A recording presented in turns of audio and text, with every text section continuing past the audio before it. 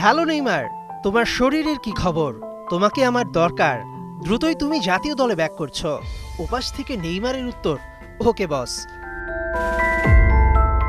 ব্রাজিলের জাতীয় দলের দায়িত্ব পেয়ে মাস্টার মাইন্ড কার্লো আনচেলত্তির একে একে ফোন কল।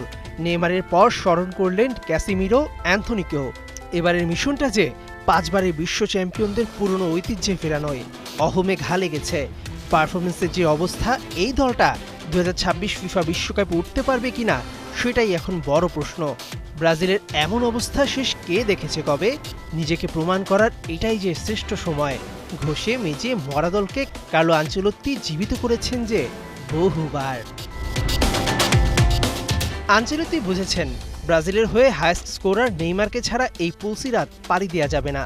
কেননা নেইমার ফর্মে থাকলে যে ভেঙে চুরে করে দিতে পারেন সব এক। পুরনো চাল ভাতে বাড়ে, স্বর্ণ চেনেন জহুরি।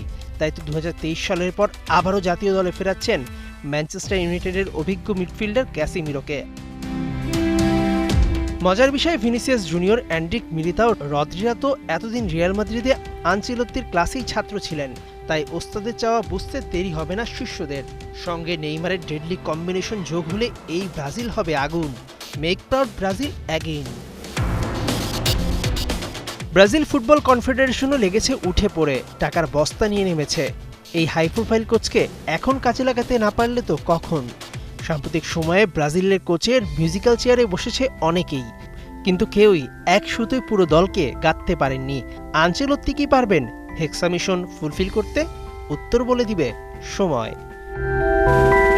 মেহেদী নাইম, ৭১।